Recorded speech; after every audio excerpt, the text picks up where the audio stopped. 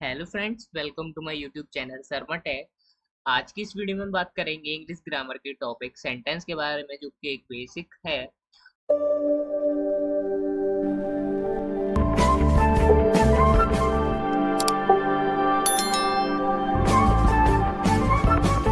तो चलिए शुरू करते हैं। सबसे पहले हम बात करेंगे definition of the sentence. Definition sentence की क्या कहती है? A group of word which makes a complete sense is called a sentence. करके एक और डेफिनेशन है, a meaningful combination of word is called sentence. यानी दोनों का मतलब सेम ही है कि शब्दों का ऐसा समूह या शब्दों से का ऐसा समूह जो कि कंप्लीट सेंस दे, वो हमारा सेंटेंस कहलाता है। और हम इसको कह सकते हैं कि काफी सारे वर्डों से मिलकर एक कंप्लीट सेंस फुल जो बनता है वो हमारा सेंटेंस होता है। जैसे हमारे सेंटेंस की प्रॉपर्टीज होती हैं, जैसे कि वो हमारा जो वर्ड है, जो सेंटेंस है वो ग्रुप ऑफ वर्ड होना चाहिए, और कंप्लीट सेंस। जैसा कि डेफिनेशन में मैंने बताया था कि वो ग्रुप शब्दों का समूह होता है और एक कंप्लीट सेंस देता है, वही हमारा वाक्य सेंटेंस कहलाता है, वाक्य कहलाता है। जैसे कि यहाँ पे आप एग्जांपल में देख सकते हैं, is Ram boy good a. तो यानी देखिए यहाँ पे इज राम बॉय गुड अ, यानी काफी सारे वर्ड तो हैं। तो ये अ ग्रुप ऑफ वर्ड पहली प्रॉपर्टी तो अलाउ करता है, बट दूसरी आप देखिए नॉट कंप्लीट सेंस। तो आप देख रहे होंगे कि is Ram boy a good a, ये कोई कंप्लीट सेंस नहीं दे रहा है। अगर यहाँ पे ये होता Ram is a good boy, तो ये कंप्लीट मीनिंग देता है कि राम एक अच्छा लड़का है। But is Ram boy good a, तो ये कोई कंप्लीट सेंस नहीं दे रहा है, तो इसलिए ये हमारा सेंटेंस नहीं कहलाएगा। ठीक है, चलिए अब बात करते हैं kinds of sentence. Kinds sentence के भेद कितने होते हैं? On the basis of sense the sentence are of 5 kinds. ठीक है, तो सेंटेंस को 5 भागों में बांटा गया है। जैसे कि नंबर 1 पर आपका आता है असर्टिव सेंटेंस। असर्टिव सेंटेंस क्या होते हैं? कि a sentence this make a statement is called N assertive sentence. यानी कि शब्द असर्टिव सेंटेंस मोस्टली आपका एक स्टेटमेंट के लिए यूज करा जाता है। ऐसे वाक्य जो कि स्टेटमेंट के लिए यूज करे जाते हैं वो आपके असर्टिव सेंटेंस कहलाते हैं। अब जैसे कि मैं घर जाता हूँ, तुम पढ़ते हो, तो यानी एक स्टेटमेंट है, यानी एक पर्सन किसी दूसरे के बारे में बस कोई नॉर्मल बात कह रहा है, स्टेटमेंट उसका दे रहा है बस। ये आपका असर्टिव सेंटेंस कहलाता है। अब असर्टिव सेंटेंस हमारा दो से मिलकर बना रहता है, एक अफर्मेटिव होता है, एक नेगेटिव होता है। ये आपका असर्टिव सेंटेंस 2 टाइप्स का होता है। ठीक है, kinds of the assertive sentence यहाँ पे लिखा हुआ है, देखिए, affirmative and the second one is the negative. अब अफर्मेटिव क्या होते हैं? A sentence which a positive statement is called N affirmative sentence. यानी कि अ, एक ऐसा सेंटेंस जो कि आपको पॉजिटिव स्टेटमेंट दे, वो आपका अफर्मेटिव सेंटेंस कहलाता है।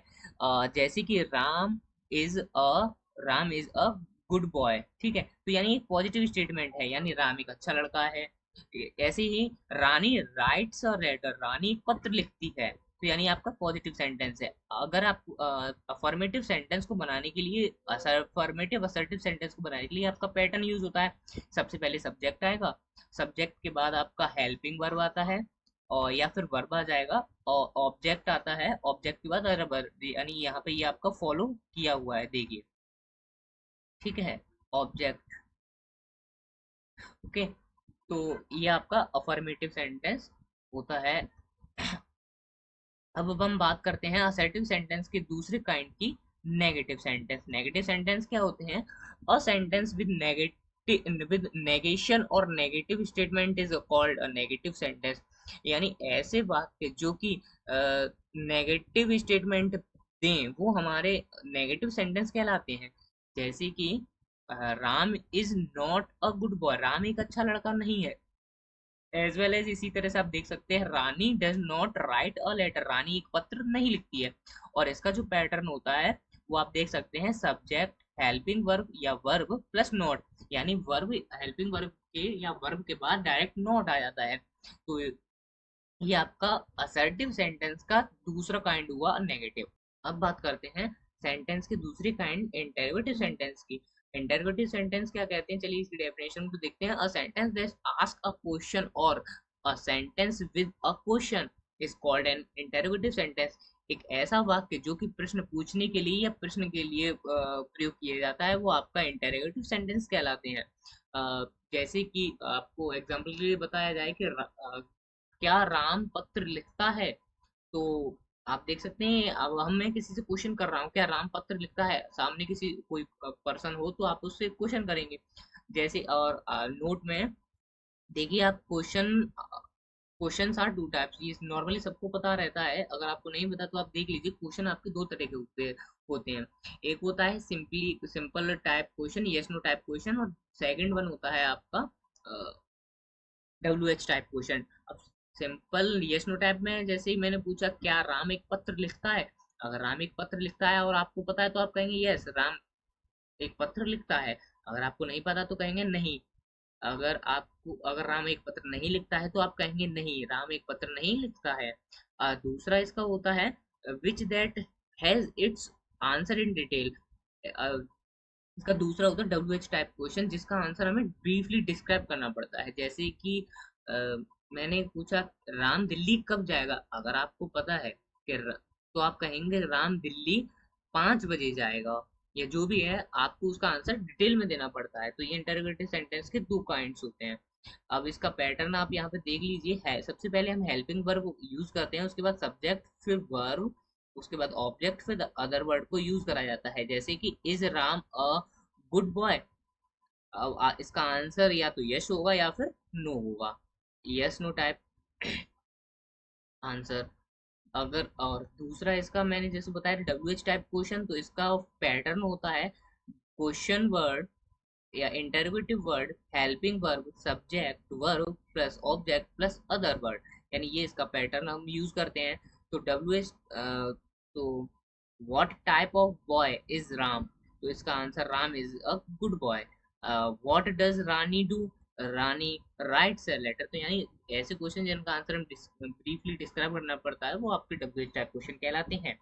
अब बात करते हैं हम अपने नेक्स्ट सेंटेंस काइंड्स की, जो कि आपका इंपरेटिव सेंटेंसेस होते हैं। A sentence that express a command, request, advice called an imperative sentence. यानी एक ऐसा सेंटेंस जो कि आपकी कमांड, रिक्वेस्ट या एडवाइस के भाव प्रकट करने के लिए यूज किया जाता है, एक्सप्रेस करने के लिए प्रयोग किया जाता है, वो आपका इंपरेटिव सेंटेंस कहलाता है। इसका पैटर्न होता है अफर्मेटिव के लिए वर्ब, ये सेंटेंस वर्ब से स्टार्ट होते हैं, verb plus object plus other word. अब जैसे राइट अ लेटर, एक पत्र लिखो, तो ये एक कमांड है। जैसे कि हम किसी को कमांड देते हैं तुम वहां जाओ, तो ये हमारा इंपरेटिव सेंटेंस में आता है। हेल्प मी प्लीज, ये आपका रिक्वेस्ट के अंदर है कि आप मेरी मदद कीजिए, कृपया आप मेरी मदद कीजिए। एडवाइस है हेल्प द पुअर, अब ये हम किसी को एडवाइस ही देंगे कि गरीबों की हमेशा मदद करो, ठीक है। तो ये आपका इंपरेटिव सेंटेंस होता है, जो कि अफर्मेटिव का पैटर्न अभी बताया। अब नेगेटिव होता है, तो सबसे पहले हम डू नॉट का यूज करते हैं plus verb, object plus other word. जैसे कि डोंट राइट अ लेटर, हम किसी को कमांड दें कि पत्र मत लिखो, और do not tease the poor, गरीबों को मत सताओ, ये आपके लिए एडवाइस का एग्जांपल है। अगला आपका आता है सेंटेंस का fourth kind, exclamatory sentence. Exclamatory sentence क्या होता है, अ sentence that express strong feeling is called N exclamatory sentence. यानी हृदय के जो ऐसे भाव जो यानी भाव जो कि प्रकट करें, वो हमारे एक्सक्लेमेटरी सेंटेंस होते हैं। जैसे एग्जांपल के लिए मैं बोलूंगा hurray we won the match, hurray मतलब हमारा अंदर से भाव प्रकट हुआ है कि हम मैच जीत गए, तो उस बात की खुशी है, हुर्रे हमारे उस बात को प्रकट कर रहा है, hurray we won the match. तो यहाँ पर देखिए आपका एग्जाम्पल दिया है अलास आई एम, और सेकंड है आपका हाउ ब्यूटीफुल दिस रोज। आपके गुलाब को देख के या फिर रोज को देख के हमारे अंदर जो कुछ भाव थे वो हमने प्रकट किया, how beautiful this rose is. तो ये हमारा एक्सक्लेमेटरी सेंटेंस है, जो कि हमारे हृदय के उत्पन्न होने वाले भावों को प्रकट करता है, ठीक है। अगला आपका आता है ऑप्टेटिव सेंटेंस। तो ऑप्टेटिव सेंटेंस होता है sentence that express a wish, prayer, curse etcetera is called an optative sentence. तो जैसे कि एग्जाम्पल के लिए आप देख सकते हैं गॉड ब्लेस यू माई सन, भगवान तुम्हें सलामत रखे, यानी दूसरों के लिए कोई विश मांगना या फिर प्रेयर प्रेयर करना किसी के लिए, तो या किसी को आशीर्वाद देना, वो सभी हमारे ऑप्टेटिव सेंटेंस के अंदर आते हैं। जैसे मे यू लिव लॉन्ग, आप लंबी उम्र जियो, तो ये आपके सभी एग्जाम्पल हैं जो कि आपके ऑप्टेटिव सेंटेंस के अंदर आते हैं। आई होप आप आई होप आपको ये वीडियो पसंद आया हो। अगर आपको कोई भी इसमें डाउट हो तो आप मुझे टेलीग्राम के थ्रू या इंस्टाग्राम पर डीएम करके मुझे आप बता सकते हैं, या यूट्यूब पर आप कमेंट कर सकते हैं। मैं आपके डाउट को क्लियर करने की कोशिश करूँगा। और प्लीज़ अगर आपको वीडियो पसंद आया हो तो प्लीज़ चैनल को सब्सक्राइब कीजिए, लाइक कीजिए, और जिससे मुझे मोटिवेशन भी मिलता रहे। Thanks for watching this video. Motivation भी मिलता रहे। Thanks for watching this video.